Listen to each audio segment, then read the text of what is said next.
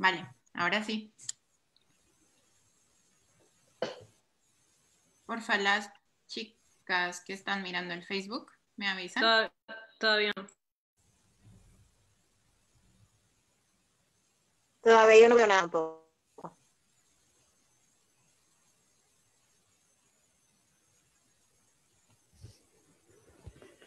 Vale, creo que ya estamos en vivo. Bueno. Por favor, confirmen. Sí, vale, ya está. Vale, perfecto. Entonces, hola a todas y bienvenidas a la segunda mesa de conspiraciones en contra de la reconstrucción de un mundo. Gracias a las personas que están viéndonos por segunda vez, pero también a las nuevas espectadoras. Recuerden que si quieren ver el video de la primera mesa, está en nuestra página de Facebook. Quisiera comenzar agradeciendo a las y los invitados por aceptar participar en este evento, al grupo de colombianos en Berkeley por el apoyo, al CLAS o Centro de Estudios Latinoamericanos en la Universidad de California, Berkeley, por el patrocinio, y por supuesto a las organizadoras y productoras de este evento, Luna, Lisette, Rafa, José y Jorge. Ahora sí me presento yo, mi nombre es Valeria y hago parte de las organizadoras y en este momento me encuentro realizando un doctorado en biología en la Universidad de California, Berkeley. Entonces les quería contar un poco de dónde nació esta iniciativa. A partir del aislamiento que comenzó aquí hace ya más de 3 meses, el CLAS abrió convocatorias para financiar webinars. Entonces yo pensé que sería importante movilizar estos recursos para hablar sobre los proyectos del sur global, pero en especial proyectos que nos cuestionen sobre la idea de querer volver a una normalidad que no nos incluía a todas. Entonces busqué una amiga que sabía que iba a conspirar conmigo, Luna Costa, que anda por ahí, muchas gracias.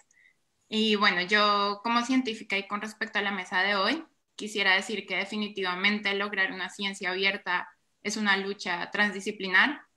Desde la academia, lo que hemos llamado como open access en la ciencia es una idea limitada al acceso libre de un único formato que son los artículos científicos, pero es necesario también abrir laboratorios, tecnologías, maquinaria, abrir encuentros e intercambio de conocimientos.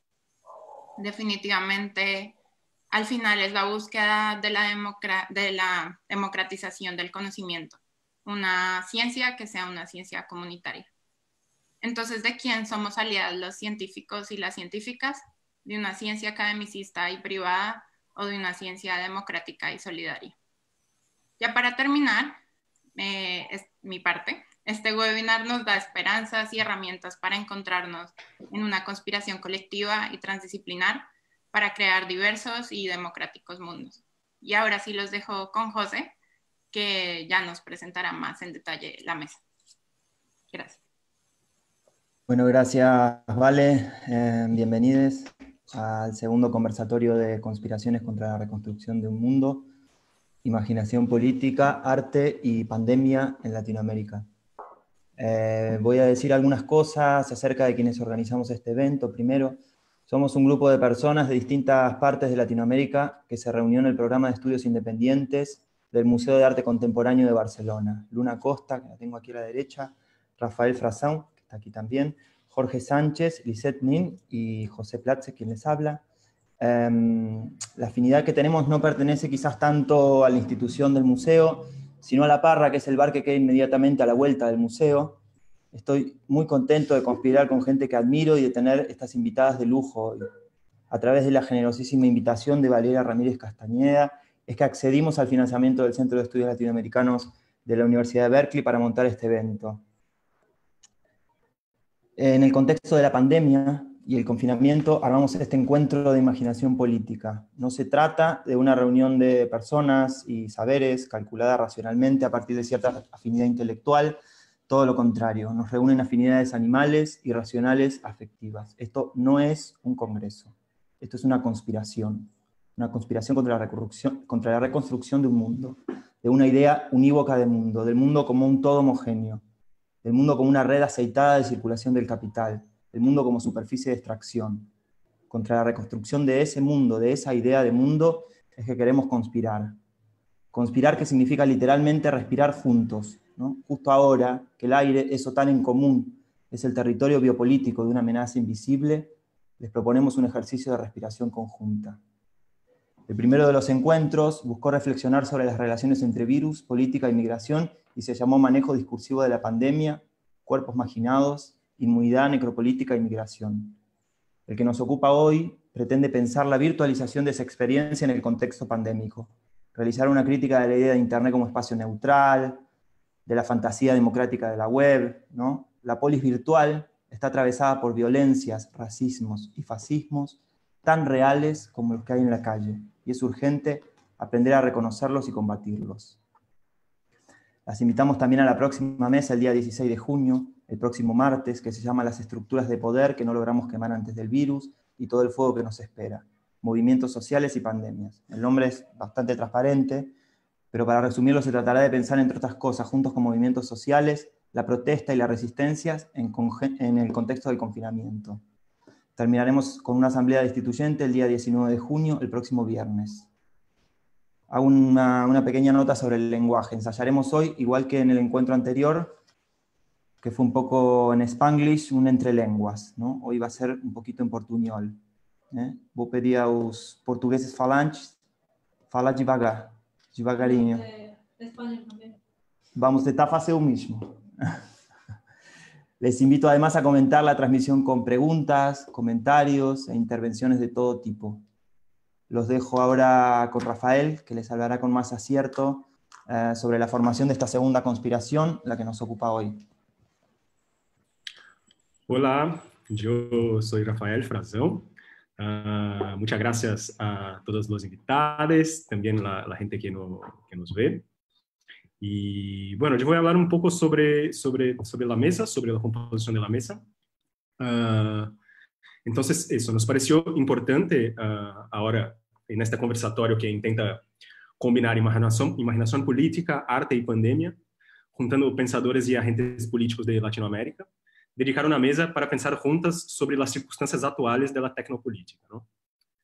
Si ese ya era un tema emergente desde la creciente presencia de dispositivos tecnológicos y territorios digitales en nuestras vidas, el contexto pandémico acelera aún más el flujo de información y presencia en el ciberespacio, ¿no? Haciendo que nuestras vidas cotidianas sean aún más intermediadas por los nuevos agentes políticos, como son los algoritmos desarrollados por las grandes corporaciones, la profusión de cámaras equipadas con visión computacional que potencialmente reproducen los racismos estructurales, sensores de todos los tipos que miran, que oyen, que miden, produciendo la Big Data que es tan fundamental a esta nueva etapa del capitalismo. Desde el punto de vista de la subjetivación, muchas cosas están sucediendo, ¿no? Somos constantemente atravesados, por ejemplo, de nuevas cuestiones de salud mental, en la gestión intensa de nuestras vidas online. También pasamos por la fuerte transición de los procesos de aprendizaje y trabajo a espacios virtuales y también a nuevos paradigmas en el estatuto mismo de la información, ¿no? Y las guerras de imágenes de un tiempo conocido como posverdad. Pero nuestro deseo de producir pensamiento crítico sobre todo eso proviene justamente de creer que una apropiación crítica de las tecnologías es fundamental, que la tecnología no es solo máquina de control, sino también tecnologías sociales, tecnologías del cuerpo, que pueden nos ayudar a crear alianzas improbables. Y que hay posibilidad de darle sentido también cuando están vinculadas a los territorios y sus luchas. Y también reclamar una gobernanza del ciberespacio que haga eco de nuestros esfuerzos contra los procesos neocoloniales. Por eso organizamos esta mesa con invitados que admiramos por su producción de pensamientos y su trabajo, para ayudarnos a pensar desde su experiencia situada, tanto la crítica de la situación actual, como la especulación de posibles disidencias y otras composiciones sociotécnicas que nos ayudan a imaginar otros mundos. Entonces paso a presentar los invitados. Vamos uno por uno, así como... Empezamos con Alana, que está aquí con nosotros. Alana Moraes es antropóloga e investigadora, vive en São Paulo, y ha estado investigando el entrelazamiento entre la experimentación política, las prácticas de conocimiento dentro de las luchas sociales, principalmente las luchas por vivienda en la ciudad de São Paulo. Ella es la activadora del laboratorio emergente Zona de Contagio, que es un espacio de confluencia entre tecnopolítica, biocontrapoder y tácticas rítmicas. Paso la palabra a Alana. Muchas gracias. Olá pessoal, olá a todos, a todas. Vou falar português em um ritmo desacelerado, já que estamos falando de tecnopolíticas de desaceleração também, o que é difícil para mim, pessoalmente. Eu vou, inclusive, ligar aqui o meu reloginho, porque eu vou abrir algumas janelas aqui e talvez, enfim, eu não consiga ver vocês me sinalizando o tempo esgotado. Mas eu queria agradecer primeiro o convite, agradecer o esforço desse encontro. É muito bonito a gente sentir essa afinidade e essa aliança improvável, intercontinental, mas que, no fundo, nos faz procurar esses mesmos lugares, que são muito importantes na América Latina. No Laboratório Zona de Contágio, a gente vem falando muito sobre conspiração, como essa possibilidade de respirar junto e como a gente consegue pensar, então, as nossas infraestruturas coletivas, as nossas arquiteturas sociotécnicas para que a gente possa respirar junto novamente. Então, a gente também parte dessa ideia de conspiração.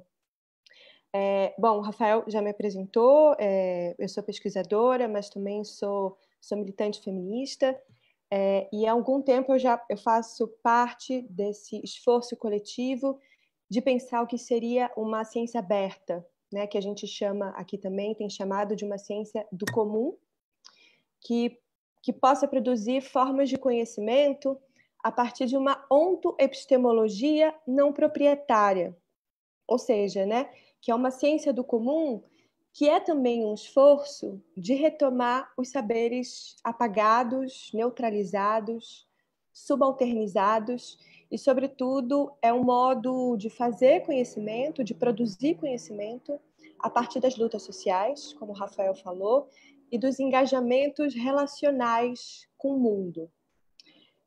E ontoepistemologia é uma palavra um pouco feia e um pouco arrogante, mas ela quer dizer uma coisa muito simples, que tem a ver com a prática dessa ciência, né?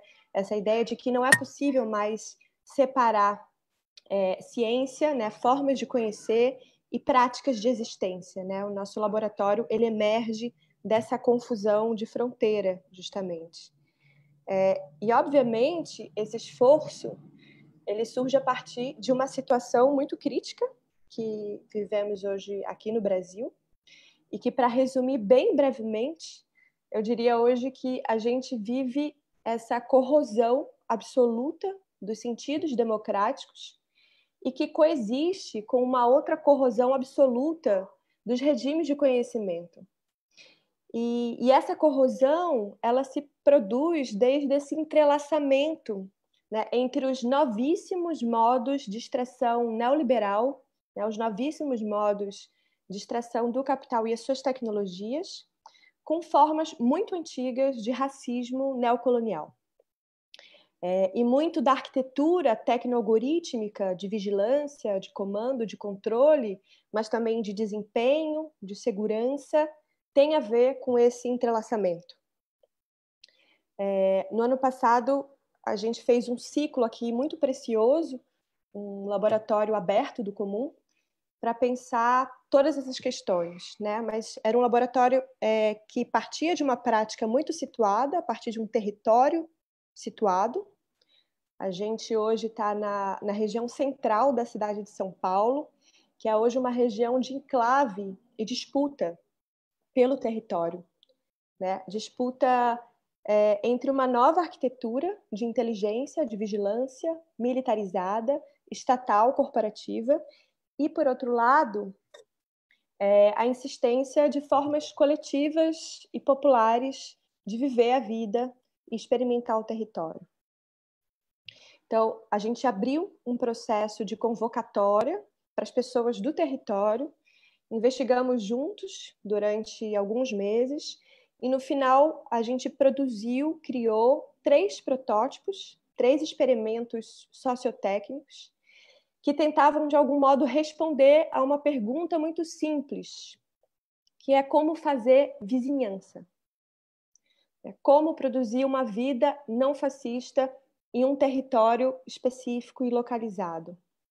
né? A gente começou a se perguntar por que as pessoas desejam ter câmeras de vigilância nas suas casas, integradas ao sistema centralizado de vigilância da prefeitura, do governo local, né? Como se produz esse desejo de segurança e de separação? Nesse ano, a gente ia criar um segundo ciclo desse laboratório do comum, aqui no território, quando começou a pandemia. Então, a gente decidiu experimentar o que seria seguir investigando nessa situação de suspensão,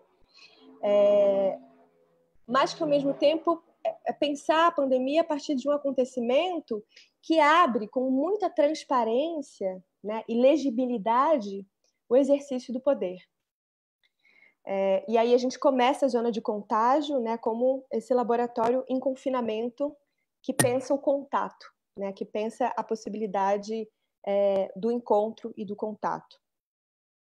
Bom, então, se o fortalecimento dos governos tecno-autoritários gera uma ameaça à vida comum, né, antes da pandemia, essa intrusão viral ela potencializa e dissemina uma cultura imunitária e securitária de contornos fascistas, neofascistas, neocoloniais, racistas, né, no tecido da vida social.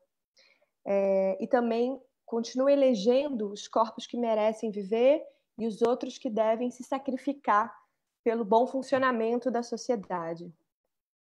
E é importante, mais uma vez, oferecer uma outra localização da qual emerge essa investigação.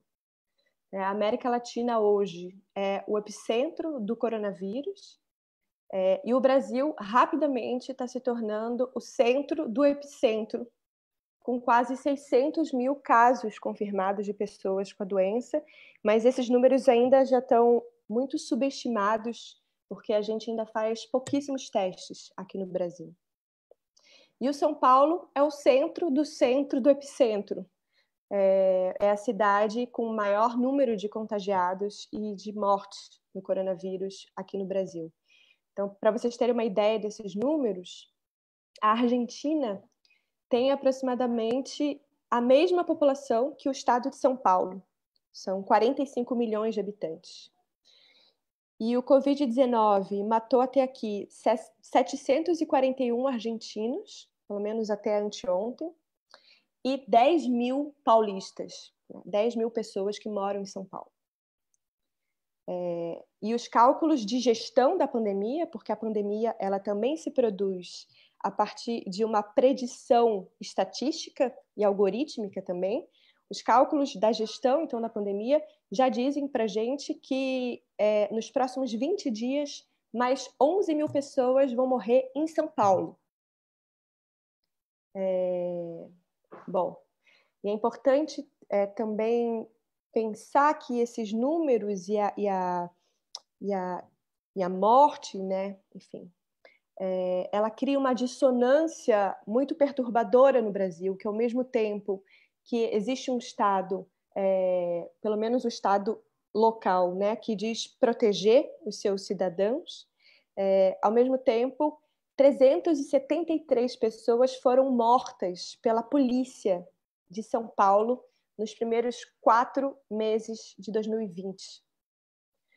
O mês de abril, que foi um mês crucial de contágio na pandemia, né, e de isolamento, também foi o mês de maior índice de letalidade policial desde 2001. Foi o mês em que a polícia mais matou pessoas. Bom, no começo da pandemia, havia 2 hipóteses, né, principais. A primeira é que essa pandemia poderia fazer colapsar o capitalismo, né, colapsar a produção, colapsar o consumo. E a segunda hipótese é que ela iria reconfigurar o capitalismo, né, que ela ia fortalecer essas estruturas de controle, de vigilância, de biovigilância e de extração. Mas essas 2 hipóteses, colocadas desse jeito, bifurcadas, elas ocultam o fato de que não há reconfiguração e atuação dos poderes sem prática de resistência. Então, o laboratório da zona de contágio, ele se estrutura a partir dessas duas linhas, mas essas duas linhas que não fazem uma bifurcação, elas fazem uma trama, que são as linhas do provável, né, que a gente chama as linhas do provável, ou seja, que é a ofensiva do capitalismo, né, a partir dessa nova reconfiguração de corporação, das big tech, do controle, da vigilância, mas também tentando enxergar e ativar as linhas do possível, que são aquelas que podem abrir possibilidades de resistência e de sabotagem algorítmica. São as linhas das conspirações possíveis. E pensando a partir dessas duas linhas, o Brasil ele também nos parece um caso muito especial e particular, né? Porque, como vocês sabem, o nosso presidente aqui e toda a estrutura do governo nacional, eles seguem negando a pandemia, né? E ordenando para que as pessoas saiam para as ruas e vão trabalhar. Então, existe uma lógica muito explícita de que os fracos são também produtivos e são também aqueles que são mais vulneráveis ao vírus e que a economia não pode colapsar por conta da improdutividade dos mais fracos.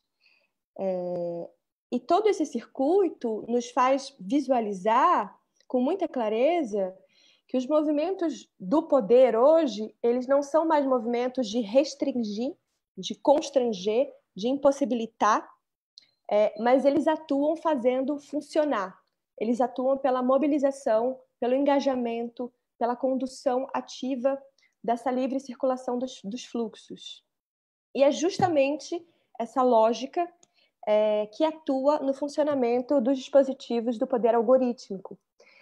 O que eu quero dizer é que existe uma afinidade também muito óbvia com o neocolonialismo e essa nova produção da economia algorítmica, enfim, da arquitetura smart, do capitalismo de plataforma e de toda a reconfiguração das nossas vidas pela hipótese cibernética.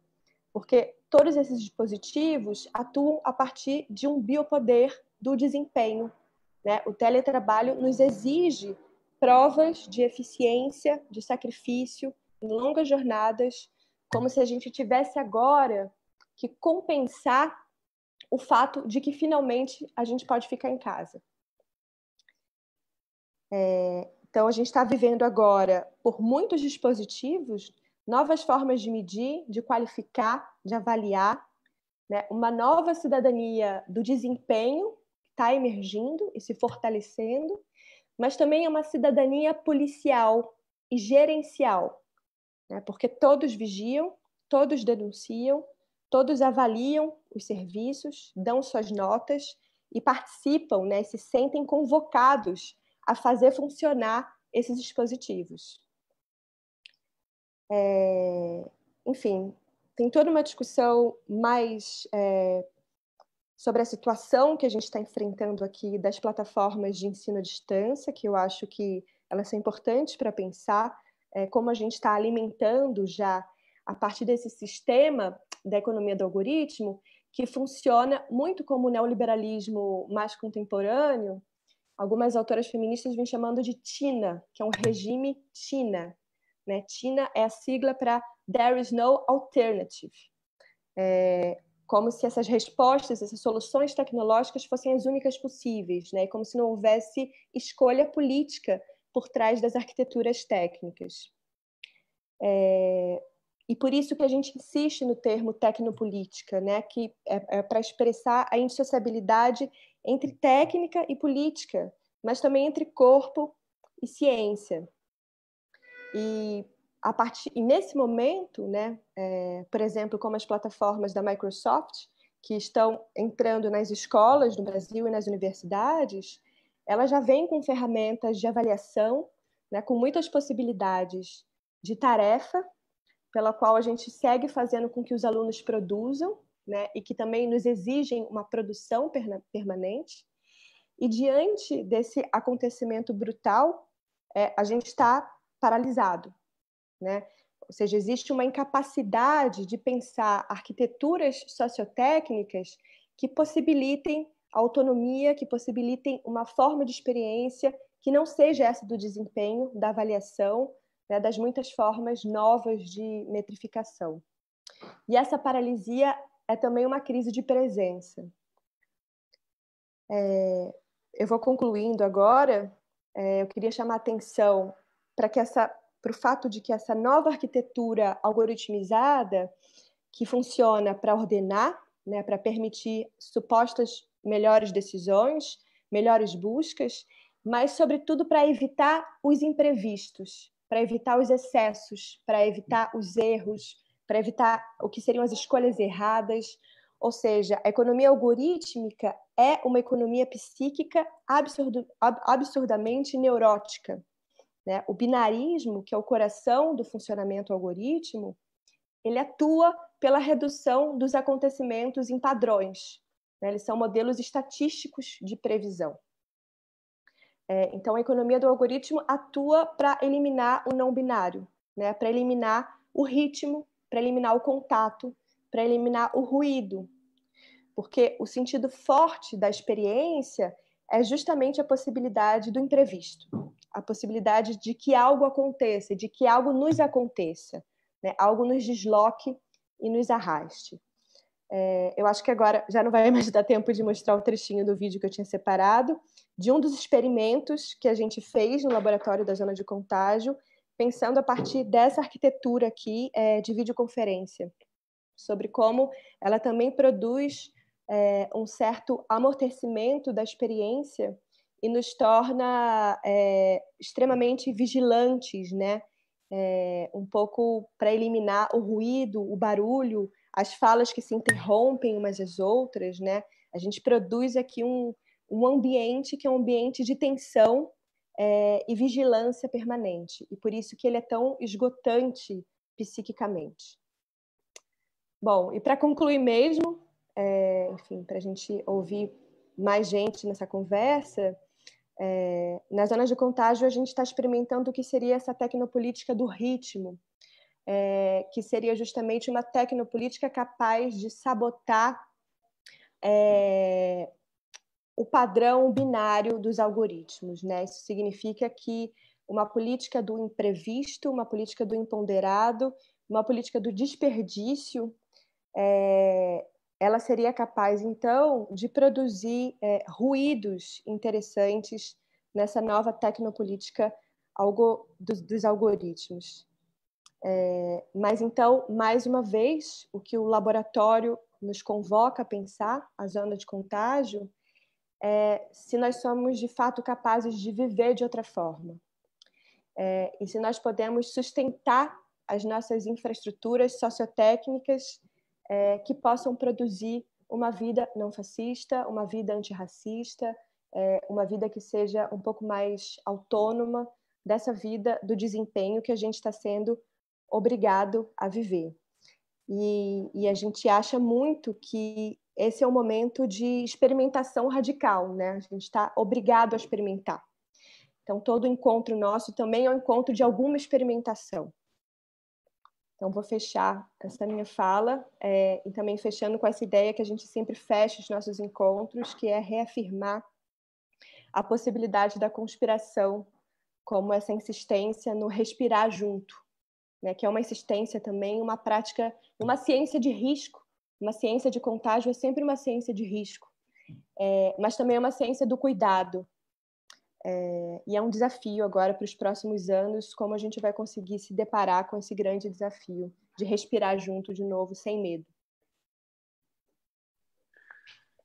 Muito obrigado pela fala, Alana. Foi bem inspiradora e provocadora. Mas ia dizer só para você... Vamos passar o vídeo, sim. Vamos ver agora. Ficamos curiosos. Vale? Está aí com o vídeo? Pode tocar? Vale. Yeah.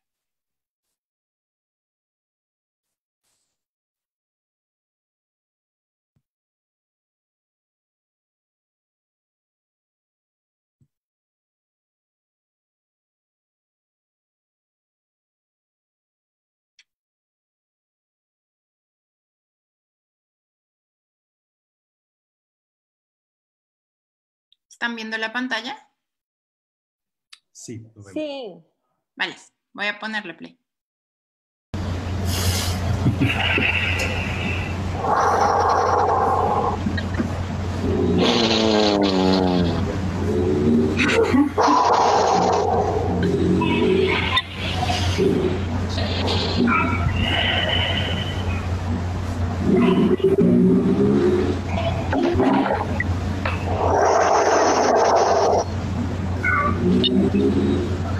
Muriquinho, biquinho, muriquinho, biquinho,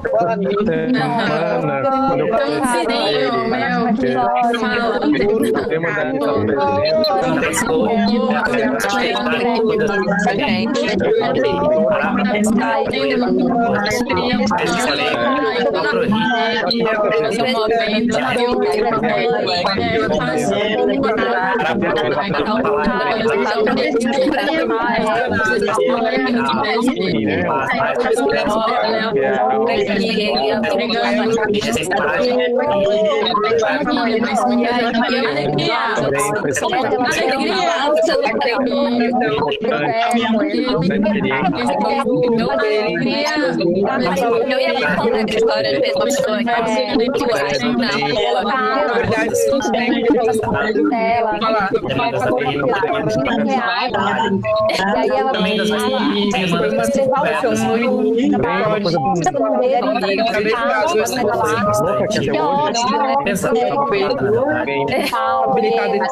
isso, inclusive, coincidiu com o mês que eu consegui ter parado para chorar. E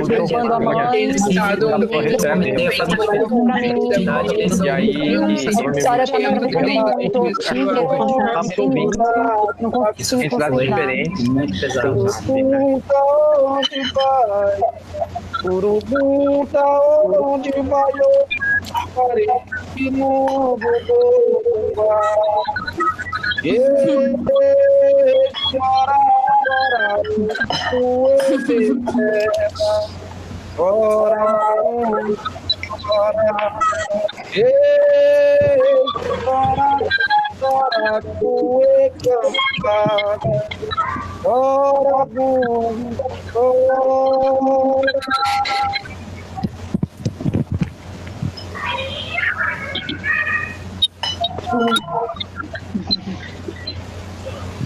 Bom, gente. Vale.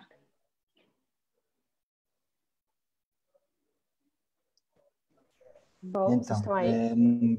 Sim. Esse foi, enfim, um dos experimentos que a gente está exercitando como sabotagem algorítmica nesse momento.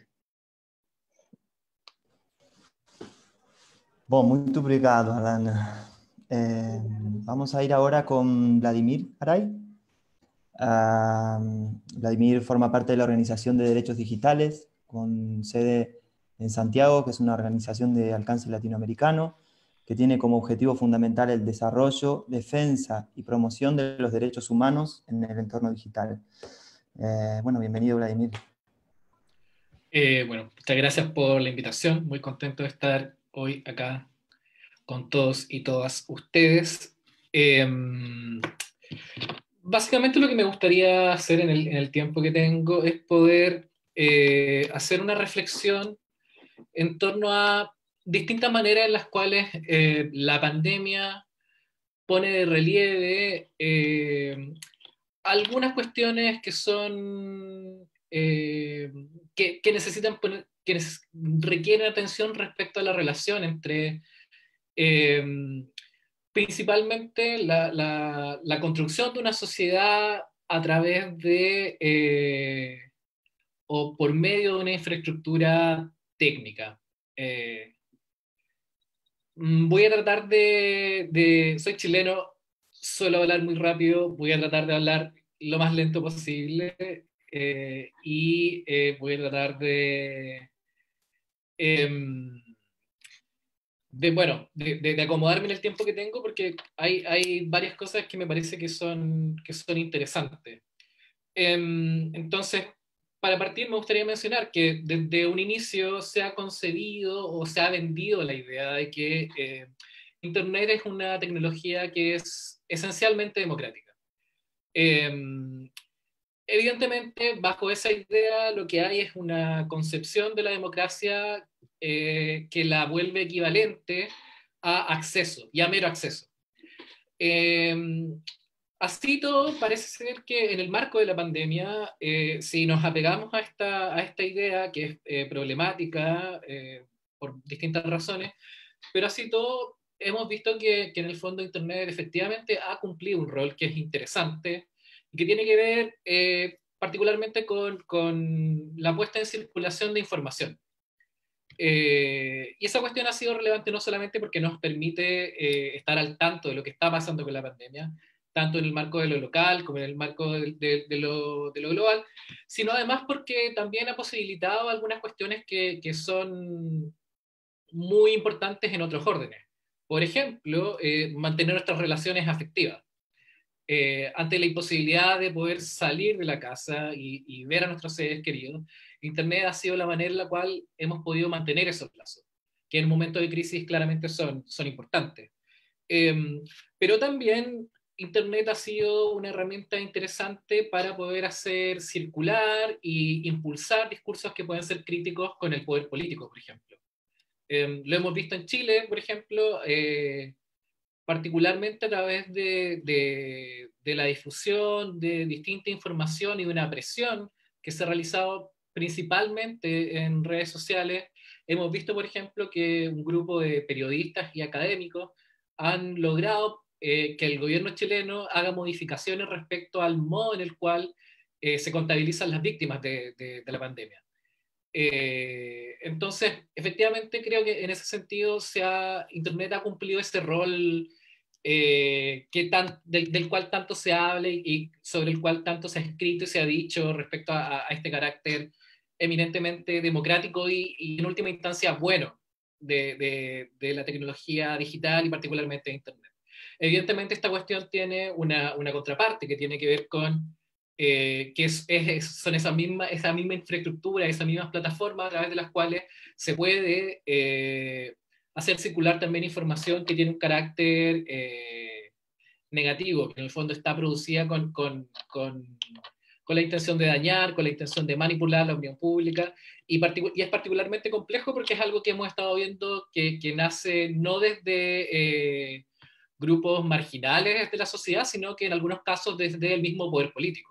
El mismo caso que mencionaba en Chile, en el fondo desde el Ministerio de Salud, se pone a circular información que es tendenciosa, que puede ser falsa y que en el marco de la pandemia y la crisis puede incluso llegar a ser fatal.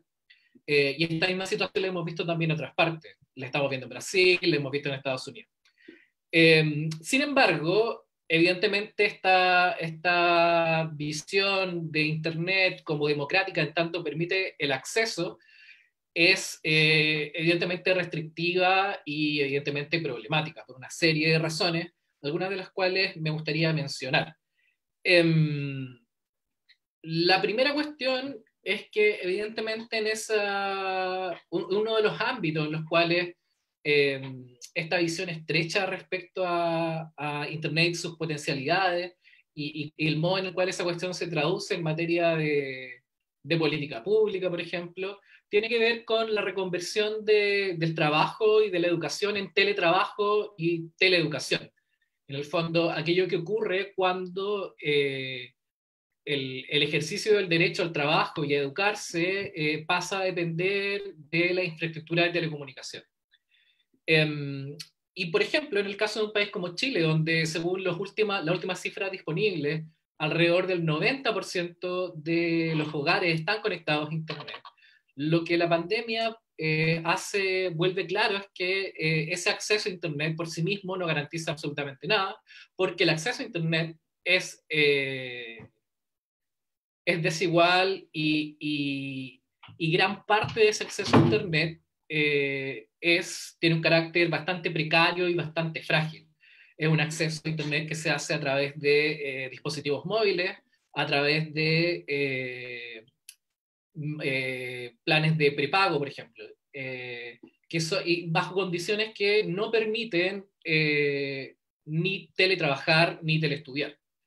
Y eso es interesante porque antes de la crisis antes de la pandemia y antes de la crisis también, la crisis social que estuvimos viviendo en Chile en octubre, uno de las grandes temáticas que se estaban discutiendo en Chile tenía que ver con la jornada laboral y los intentos por parte del gobierno y la derecha política de flexibilizar la jornada laboral.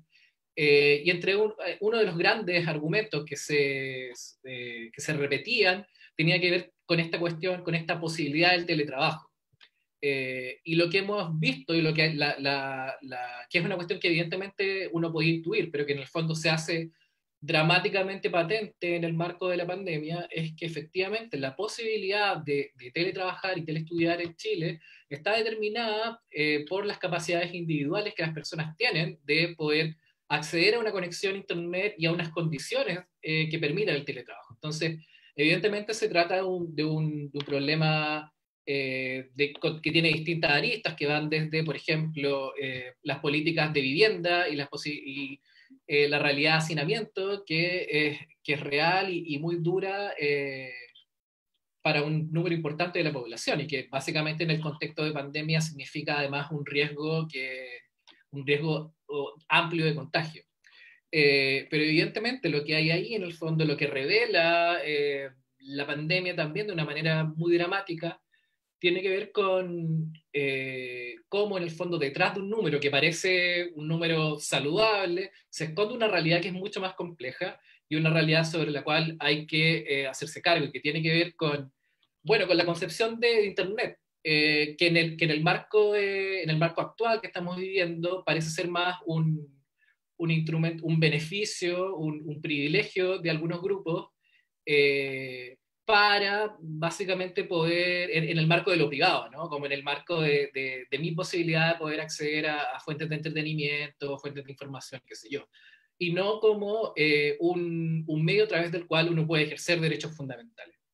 Entonces, esa es una cuestión, y es una cuestión que yo creo que vamos a seguir, que se va a extender evidentemente después de la pandemia. Creo que es una de las cuestiones que vamos a tener que revisar de manera más, con mucho, poner los esfuerzos ahí. Otro de los aspectos que me parece interesante tiene que ver con la discusión sobre la vigilancia, y en el fondo cómo la pandemia impulsa a los gobiernos latinoamericanos a reconvertir las lógicas de la vigilancia y aplicarlas al marco de los intentos de rastreo del contagio.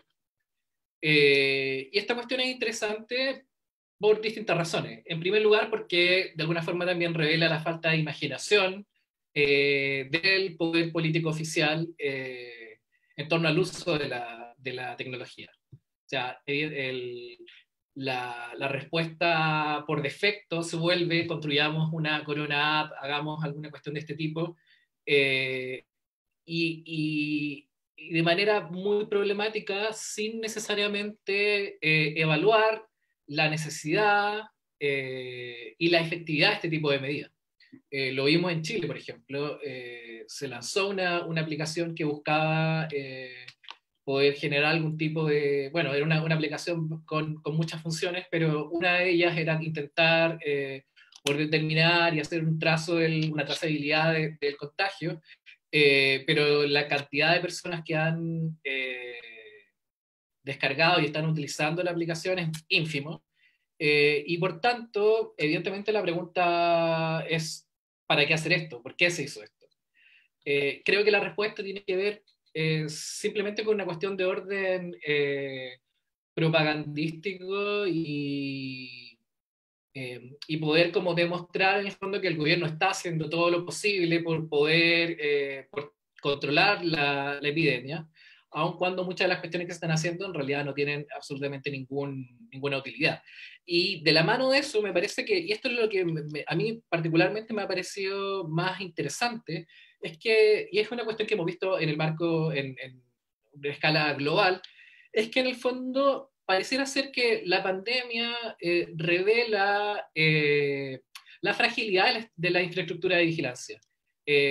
Pareciera ser que hay una desconexión entre las capacidades técnicas reales de la tecnología y el modo en el cual discursivamente se presenta la vigilancia. Y en el fondo, y lo que quiero decir con esto es que la vigilancia en rigor no es un fenómeno solamente técnico, sino que es también un discurso, o sea, es un fenómeno de orden discursivo también. En el fondo, el hecho de que existe un discurso sobre la vigilancia y un discurso sobre las capacidades de vigilancia, hacen que la vigilancia también funcione de una manera particular y sea percibida de una manera particular y genere unos efectos que son particulares y que son reales. Lo que la pandemia nos muestra es que efectivamente las posibilidades técnicas de vigilar son bastante más acotadas y son bastante más frágiles. Pensemos, por ejemplo, en los problemas a los que se someten los sistemas de reconocimiento facial cuando todo el mundo está usando una mascarilla, por ejemplo. Las limitantes técnicas que impiden, por ejemplo, hacer un buen rastreo de los contagios asociados a tecnologías como el GPS, por una serie de cuestiones de orden técnico, en el fondo, porque la granularidad del dato en el fondo impide poder determinar la ubicación exacta de una persona cuando estamos en un contexto donde hay mucha gente, por ejemplo, como podría ser un edificio. Y eso, que es cierto para la pandemia, evidentemente es cierto después de la pandemia también. Y en el fondo creo que el coronavirus, de una manera bien perversa, nos ha abierto una ventana de cuestionamiento y que nos permite también repensar cuáles son las características y las posibilidades técnicas de la vigilancia. Sin embargo, pareciera ser que, bueno, los momentos de crisis son momentos bastante fértiles para particularmente aquellas personas que intentan lucrar con el miedo, básicamente. Y se abre una ventana de oportunidad. En el caso de Chile, la pandemia pone en pausa un proceso de grandes protestas sociales, de gran cuestionamiento al poder político. Y es una oportunidad y una ventana de oportunidad que ha utilizado ese mismo poder político para de alguna forma rearmarse. Y en ese sentido me parece muy decidor dos cuestiones que para mí van de la mano. Por un lado, ante las cuarentenas decretadas en la ciudad, se ha aprovechado que la gente no está en la calle para repintar las fachadas de los edificios. Al mismo tiempo, lo que se ha hecho es, se ha comenzado a implementar algunas tecnologías, o se empieza a planear la implementación de algunas tecnologías de vigilancia en el espacio público. En el fondo lo que hay ahí, por un lado, es borrar la memoria de lo que pasó, y por otro lado, intentar poner barreras que impidan que esta cuestión vuelva a ocurrir.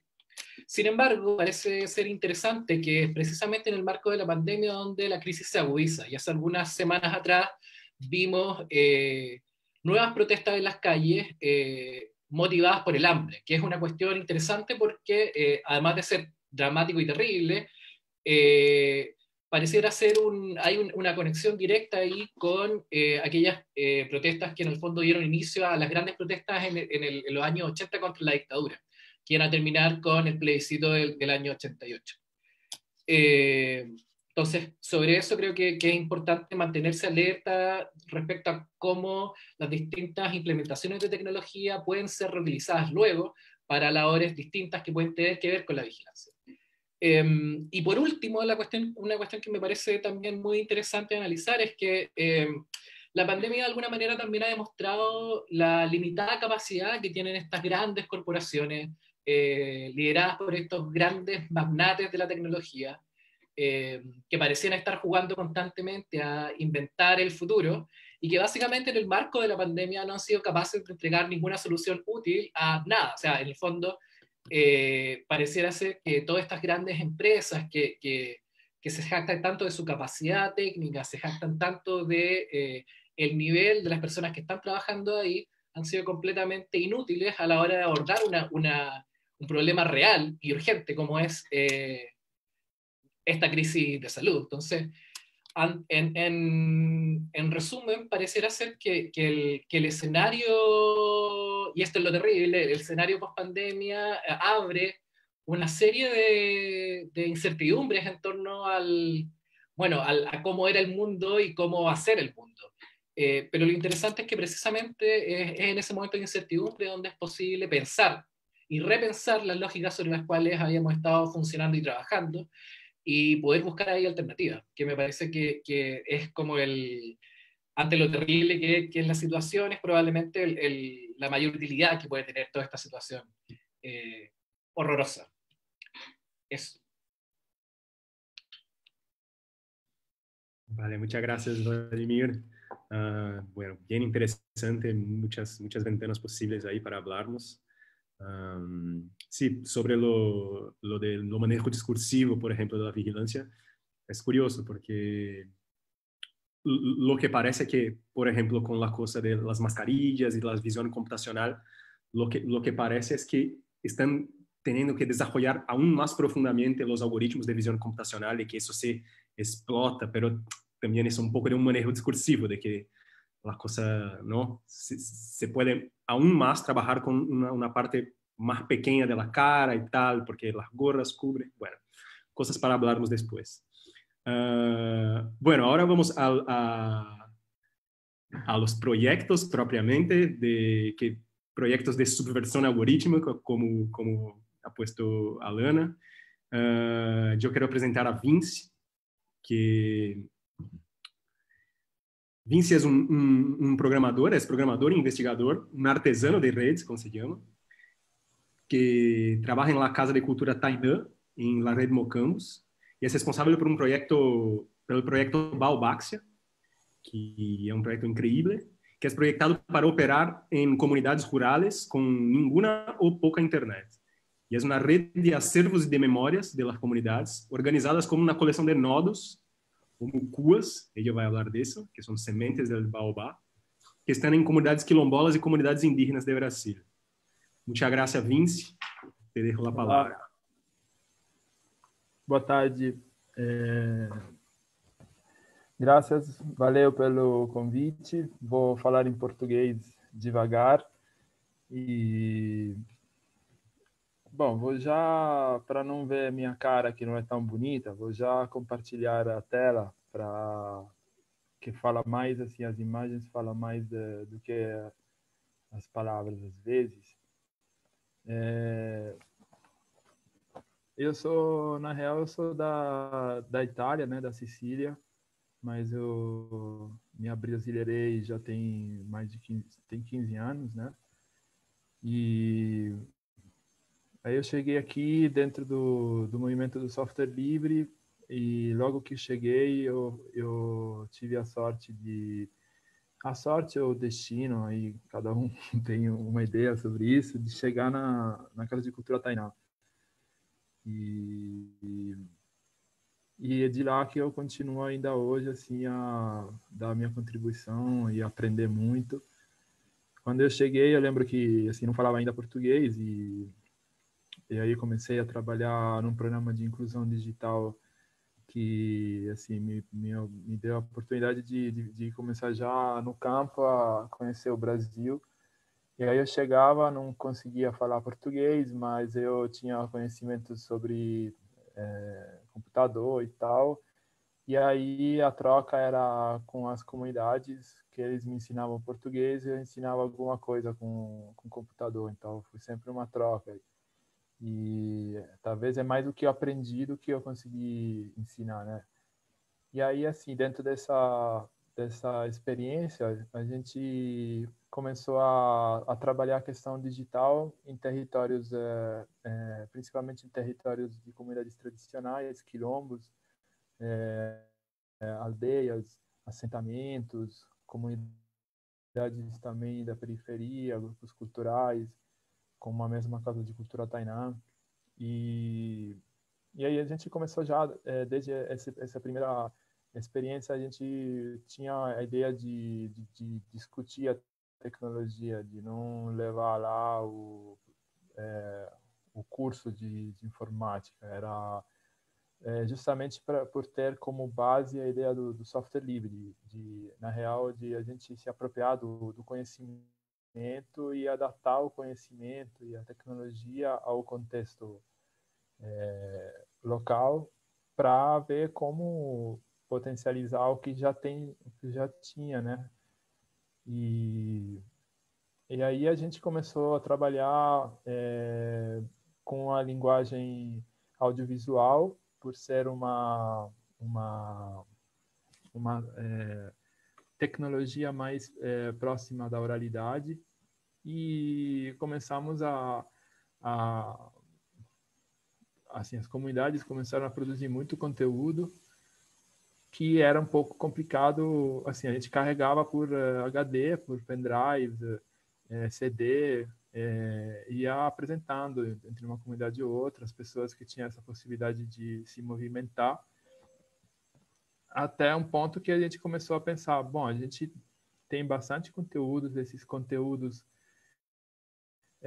já formam uma base de conhecimento muito boa para poder potencializar a formação entre esses territórios, e esses conhecimentos não estão na internet, estão nas próprias comunidades.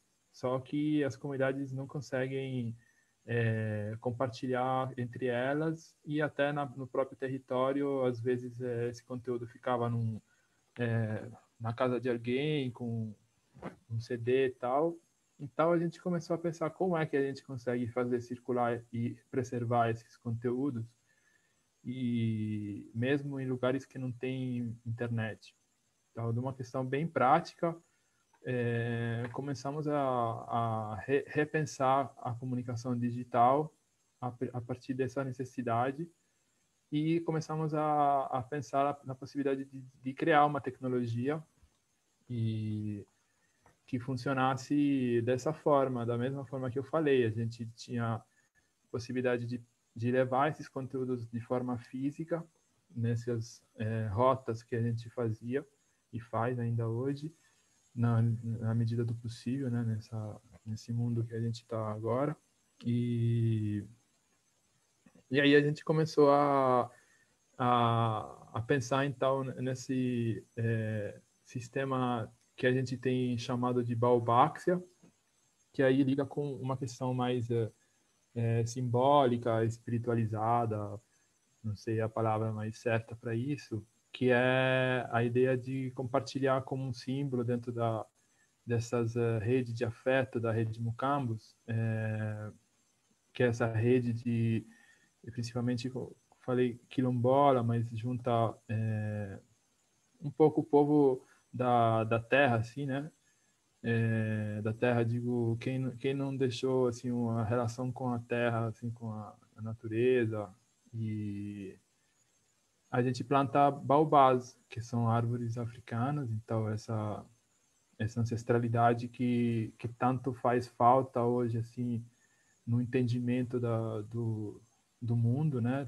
Que é a capacidade de compartilhar, assim, de estar juntos. Que eu não sei se estão vendo assim, eu estou mostrando aqui uma espiral, onde está no meio está um tambor, uma pessoa, né, que a gente fala que é a primeira internet. Então a gente tem como referência estar juntos no pé de um baobá e tocando tambor. Essa não é nada tão estranho, assim, complicado.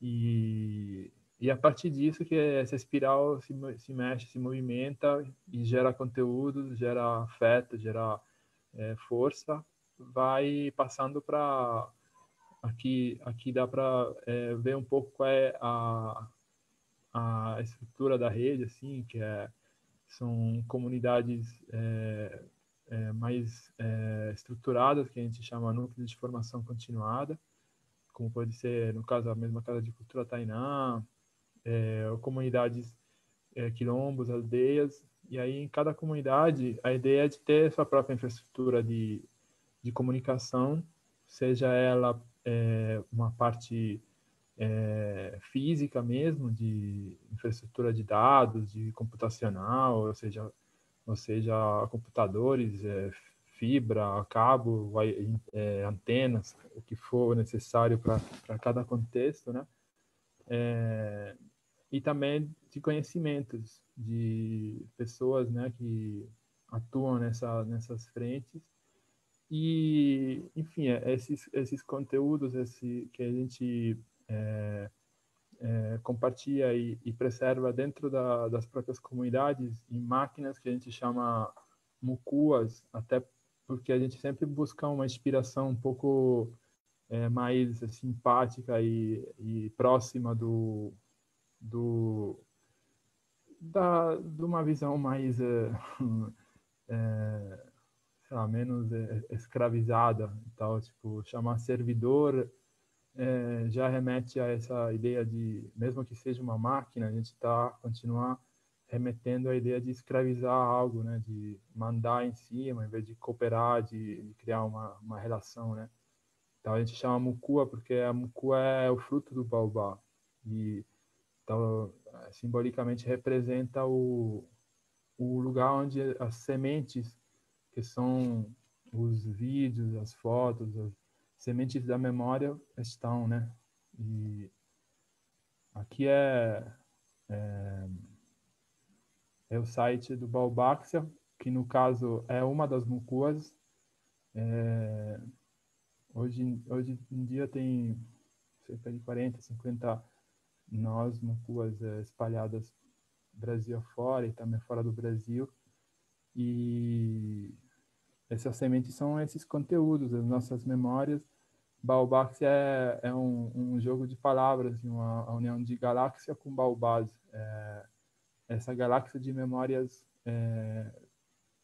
comunitárias que a gente junta na rota dos baobás e potencialmente cada mucua pode ter cópia das memórias de todas as outras comunidades, mas assim tem também um estudo por trás de tecnológico que a gente fez porque a ideia era de ter uma tecnologia que pudesse servir no tempo. Então as comunidades a princípio têm os metadados dos outros dos conteúdos das outras comunidades e vão na medida que estão querendo os conteúdos vão conseguindo cópia. E enfim, esse daqui é um sistema que a gente criou de forma autônoma, é tudo software livre. A gente conseguiu em algum momento algum apoio, mas é tudo feito na real com muito esforço de colaboração, e a gente tem investido bastante também em tentar criar brechas nas estruturas universitárias de pesquisa para tentar criar espaços para o fomento dessas iniciativas, mas com muita dificuldade, muito pouco sucesso. Mas a gente continua. Ontem mesmo a gente teve um encontro antes ontem, com o pessoal da educação do campo, e a ideia então é assim, a gente começando dessa experiência é de pensar a tecnologia como um conjunto de conhecimentos e também de infraestruturas que parte do próprio território e não necessariamente conectado. Essa questão do online, da internet, a gente banaliza muito, assim, ela é muito recente para a gente achar que está tudo já, os jogos já estão feitos. Nós temos, assim, a gente já, em geral, a gente vive um mundo muito baseado numa história muito curta, que é, assim, sei lá, a gente está no 2020, mais 2020, que, na real, como seres terrestres, temos milhões de anos, né? Então, já considerar a história em cima de 2.000 anos é muito pouco. E agora a gente está falando de internet, aliás, nem internet, a gente está... Porque até uns 15, 20 anos atrás, a internet não era Assim, hoje não tem opção, né? Hoje a gente parece que está obrigado a estar na internet. Enfim, a gente começou a pensar também nessa questão de de ter o direito de estar desconectado, de ter o direito de ser conectado do jeito que a gente precisa, de repensar mesmo, assim, e nesse sentido, começar a fazer do próprio território um jeito para todo mundo poder participar. E na medida que a gente adota uma tecnologia, a gente precisa ter domínio dela, para a gente ter liberdade e até para ter riqueza, porque eu continuo sendo, se bem assim, com menos paixão de um tempo, um apaixonado por tecnologias, mas eu acredito que a gente perdeu muita coisa assim nesse caminho, nessa trilha sem opções de sair um pouco fora do semeado. Por exemplo, uma das coisas que hoje ninguém mais coloca em discussão é essa questão de ter um smartphone como interface. Ou, de repente, agora tem a ilusão de ter uma outra interface que é aquela da realidade aumentada, com óculos e tal. Mas aí, sempre que olha para o indivíduo, para a individualidade, se a tecnologia é feita para comunicar, o momento de comunicação é mais coletivo. Então, por exemplo, eu aprendi aqui no Brasil, a tecnologia da roda é uma tecnologia muito, muito comum em tudo, assim, roda de samba, roda de capoeira, roda de jongo, tudo muito ligado com a cultura afro-brasileira, né? Ou afro-indígena. E a roda não tem uma tecnologia digital, né, para ajudar nisso. Por exemplo, a gente senta numa roda, quer mostrar um vídeo, mostrar uma foto, a gente pode criar uma tecnologia para isso, em vez de sempre a gente se adaptar a passar o telefone para outro para ver, ou fazer micro grupinho, aí fecha para os outros que não podem ver. Enfim, esse é só um exemplo, mas assim, um exemplo bem forte assim, do quanto a gente ainda tem para inventar e quanto ainda poderia chegar se a gente não ter medo de ir devagar, que também é uma das questões com a tecnologia que a gente digital, que todas as iniciativas são projetos com prazos muito reduzidos, sei lá, esses fomentos que vêm quando vem são de 1 ano, 2 anos no máximo, e aí você tem que entregar um produto e a gente não pode ter essa pressa, assim, não tem motivo e aí, enfim, a construção que a gente tem feito é essa, de tentar manter um outro ritmo e na manhã a gente vem trabalhando, por exemplo, no Baobá, que já tem 7, 8 anos. Ele é um projeto que está meio parado no ponto de vista do desenvolvimento, justamente por falta de apoio nesse sentido, mas que está bem vivo e além de ser um projeto tecnológico, ele é uma construção social, no sentido de a gente discutir muito, de a gente não saiu desenvolvendo, a gente primeiro fomos discutindo bastante assim, o que precisava e continuamos nessa onda até agora, que nos últimos meses a gente tem retomado bastante iniciativa de encontros dentro da rede, semanalmente a gente está se encontrando. Meio que a gente estava saindo de uma necessidade de vamos retomar, meio que com uma certa ansiedade, mas logo de cara a gente fala, não precisa de ansiedade, a gente precisa afinar melhor qual é a caminhada, compartilhar melhor as ideias assim, de onde a gente está, onde a gente quer ir. E, assim, a gente achar um tempo para todo mundo poder participar. Todo mundo, o que eu digo é quem está afim também.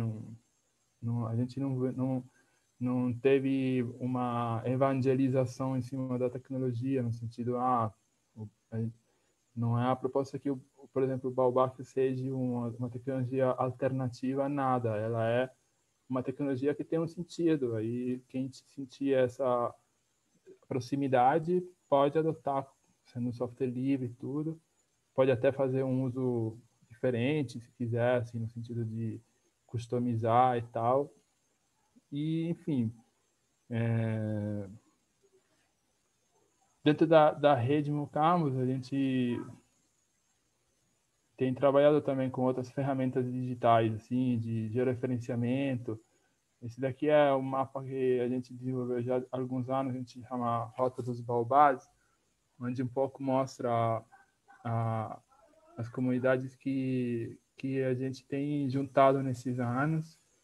E a gente tem trabalhado com uma wiki para juntar, assim, compartilhar conhecimentos, assim, produção colaborativa e outras ferramentas. Essa é uma ferramenta para compartilhar arquivos, normalmente chamadas de nuvens, né?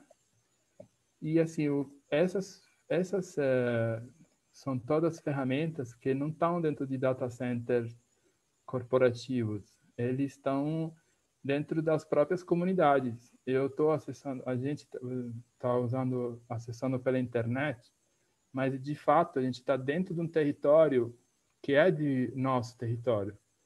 Nosso território, então, é um território onde a gente pode intervir, dar sentido, se sentir em casa. E essa também é uma questão dentro da autonomia, para você conseguir fazer formação, precisa ter o próprio quintal, assim, no sentido que se você tem um sistema que é centralizado, um site, por exemplo, que junta toda uma frente de, sei lá, de construção, mesmo que seja politicamente uma proposta coletiva e tal, se for um site só, fica difícil para muita gente poder operar nele a nível de experimentar, de construir, porque se alguém quer fazer uma adaptação, corre o risco dessa adaptação não sirva para todo mundo, ou pode ter um problema técnico, então o site cai e os outros que estavam usando não pode usar. Então, essa ideia de você ter na própria comunidade... Sim. Oi, aqui José. Então, para fechar um pouquinho e deixar falar a Lina e Alexandre, o pessoal de Platoedros, pode ser? E a gente depois continua com você. Tá? Com certeza. Você acha que dá? Eu não peguei o tempo. Então, não, tá ótimo, tá muito interessante. Concluindo, essa é a ideia. Acho que até Platoedro pode falar mais sobre essa ideia também de construção de tecnologia em seu próprio território. E depois falamos mais. Graças.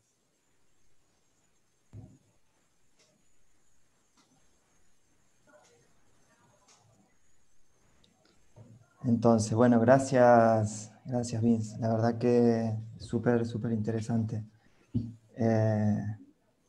Vamos a tener que seguir hablando de esto aquí o en otro lugar.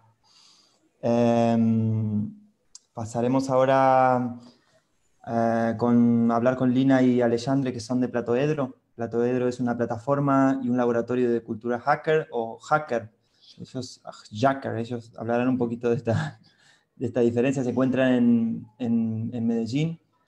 Y a través de la experimentación artística, de la apropiación de tecnologías, atienden los problemas que afectan a su contexto en un vínculo estrecho con la comunidad ahí donde viven. Bienvenidos, Lina y Alexandre. Vale, muchas gracias por invitarnos. Estamos muy contentas de estar acá en este espacio con seres tan especiales en Latinoamérica haciendo cosas tan maravillosas. Pues sí, como nos introdujo José, somos una organización sin ánimo de lucro en la ciudad de Medellín, Colombia. Desde el 2004 venimos trabajando, pues esencialmente al principio con audiovisuales como tecnologías, y a medida que fuimos trabajando, pues se expandió, digamos, las tecnologías. Y Plato, Alex, ¿quiere contarnos un poco más de Plato? Bueno, nosotros tenemos 4 programas que conforman la corporación. Uno se llama CLC, que es Comunicación Libre y Compartida. Digamos que ahí está muy afín a esta temática que estamos hablando. El otro programa es de formación, así como de formación, no es formación sino de formación, donde tenemos un proceso con niños, con jóvenes. Dentro de este programa está la Hacker School, por eso decimos la Hacker con J y como hacker de ajedrez, y School es como de school, como de chévere, como de chido, de chimba. Entonces es como, digamos, es un proceso también de apropiación tecnológica y de experimentación de qué pasa con la tecnología y el cuerpo y el territorio. Y también hay un proceso con adolescentes que se llama el ideatorio, donde, digamos, hay toda una línea de conexión intergeneracional, digamos, dentro de estos procesos, donde hay intercambio de conocimiento, que lo llamamos el buen conocer. Dos de los pilares que busca Platodero son el buen vivir y el buen conocer. Ahí, digamos, aplicamos toda esta experiencia de tecnopolítica. Otro programa que tenemos es el de residencias, que es toda la parte de intercambios con artistas y otras organizaciones a nivel local, nacional e internacional. Y el otro programa se llama Salvaguardia, que es, digamos, la parte de dirección, administración y gestión de la organización, que busca, digamos, precisamente el bienestar de la organización. Sería importante agregar que Platodero trabaja con un eje transversal de feminismo o de un enfoque de género y también de no violencia.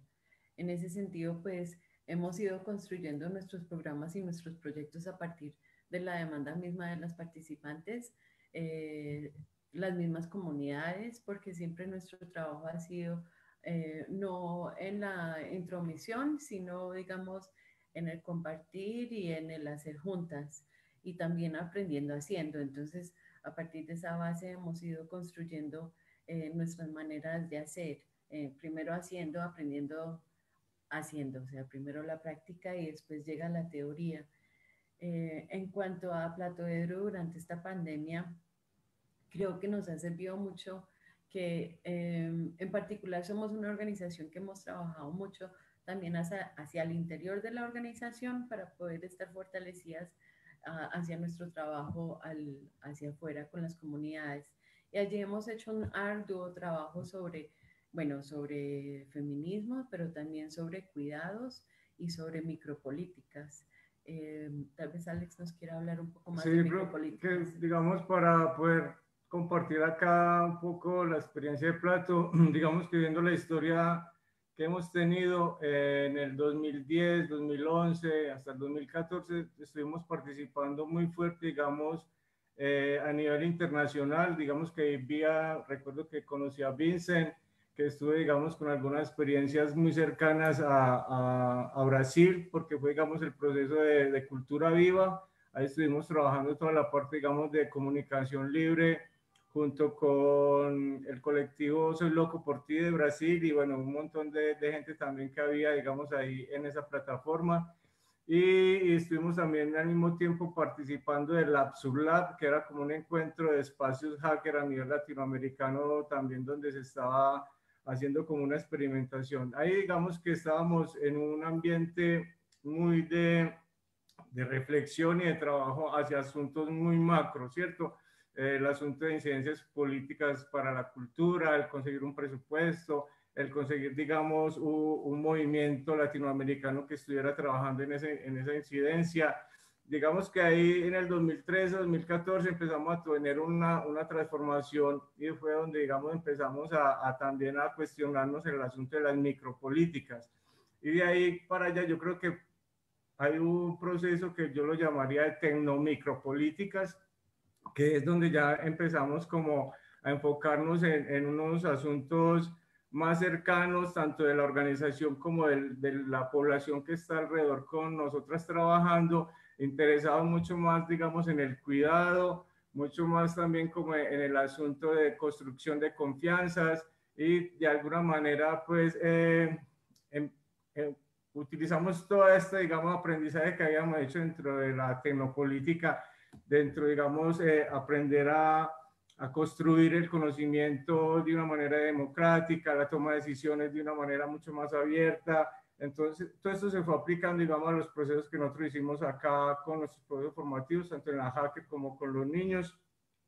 Y ahí, digamos, empezamos a darle importancia, digamos, en este momento de la pandemia, la importancia, digamos, a esos asuntos del cuidado, a esos asuntos ya más micros, de preocuparnos si la gente tiene para comer, si tiene la posibilidad de seguir estudiando, si tiene la conexión a internet o no. Entonces, digamos, ahí en el contexto nacional, pues hay varias cosas que uno analiza, digamos, después de pasar por esta pandemia, ¿cierto? Que se evidencian, digamos, a pesar de que ha habido un gran desarrollo en la ciudad en cuanto a la conectividad, todavía hay una gran población de que no tiene la posibilidad de seguir conectada, digamos, de estar conectada para continuar sus estudios, o digamos que no hay una actitud de la academia para poder asumir estos retos de una educación virtual. Entonces, digamos, ahí nosotros hemos estado analizando con nuestras poblaciones también cuáles son, como digamos, las formas de transformar o de actuar en estos contextos. Estuvimos en experiencias de tener redes libres, que fue como una experiencia que hicimos de la Lolí en la Comuna 13, que fue instalar como una especie de antena de red mesh o de, digamos así, para intranet, como lo que ha estado trabajando Vincent con poblaciones, digamos, donde no tienen internet. Ahora en la ciudad, por ejemplo, está experimentando de poder aplicar eso para poder llegar a las comunidades. Sin embargo, vemos que hay como un manejo también de lo que hablaban ahora del control y la vigilancia, ¿cierto? Y que también se evidencia en estos momentos. Entonces, como la gente, hay una preocupación de nosotros del asunto de ya con el uso de las tecnologías, ese sueño que teníamos de Internet cuando era democrático, pues ahora ya es mucho más cuestionable cuando nos ponemos a pensar quiénes son los que tienen el poder en este momento en Internet y cuáles son, digamos, ese asunto de las facilidades que hay. Entonces, digamos, ahí estamos trabajando mucho con nuestras comunidades a nivel más cercano, cómo podemos solucionar esos problemas y muy preocupados, digamos, de esas microrelaciones. Y ahora en este contexto vemos que es mucho, digamos, la dinámica que se tiene que dar, que no podemos generar eventos de gran envergadura, de cosas. Entonces hemos estado como implementando estrategias de podernos volver a encontrar, de poder estar pendientes de las poblaciones, poder estar en el asunto de lo psicosocial también acompañando, que creo que es como mucho más importante. Entonces, Plato ha tenido como ese cambio donde ya ahora también, cuando hablamos de cuidado, la parte del feminismo es la que de alguna manera también nos ha hecho, digamos, aprender muchas cosas y transformar en este proceso, que es como de alguna manera lo valioso también para nosotras en estos momentos también que hemos visto que es un contexto mucho más CPC, que es capitalismo, patriarcado y colonialismo. Entonces ahí también tratamos como de estar ahí en esas transformaciones, ¿no? Habría que agregar que en nuestro contexto local la violencia intrafamiliar se ha manifestado y pues se ha vuelto más fuerte durante esta época. Entonces el acompañamiento con nuestras familias y nuestros chicos y chicas participantes pues ha sido también por medio no solamente de los teléfonos smart, pero también del teléfono público y del teléfono de casa. Y como estrategia hemos vuelto también a reconsiderar esas otras tecnologías como el correo y recibir algo realmente tangible y no virtual. Entonces, como contención a los más pequeños y al ideatorio que son los jóvenes adolescentes, estamos preparando, y a las mamás que están en casa con estos chiquis, unas cajitas que recibirán por correo con mensajería, para posibilitar pues que el proceso continúe de su formación y del proceso pues como de creación de ellas y ellos. No sé qué más. Bueno, y yo creo que otra cosa que hemos estado trabajando últimamente es que también obedece al contexto colombiano, es el asunto de seguridad digital, ya que por la muerte y digamos toda la violencia que hay contra líderes de derechos humanos, líderes sociales, hay una gran problemática de persecución, de vigilancia, de censura. Entonces también hemos estado tratando de generar unos proyectos y de estar pues como también cerca de organizaciones que tienen una gran experiencia en cuanto a esto de seguridad digital. Ahí vamos, todavía estamos como en ese proceso, digamos, desarrollándolo, queriendo llegar a las comunidades donde están, digamos, los problemas, los conflictos en Colombia, que es mucho, digamos, hacia el sur o hacia la frontera con Venezuela. No es fácil trabajar en esos territorios, pero sin embargo hay una gran necesidad en cuanto a toda esta parte de seguridad digital, en cuanto a esta parte de generar estrategias de prevención y minorizar la violencia que hay contra líderes sociales y líderes de derechos humanos aquí en Colombia, que es una problemática bastante fuerte y que a pesar de la pandemia, desde que la cuarentena no se ha reducido, antes ha aumentado mucho más y bueno, Colombia tiene una gran problemática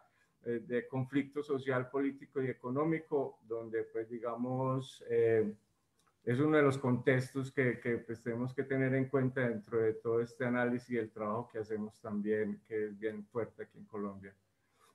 No sé, el tiempo podríamos dejar también para generar una conversación entre todas.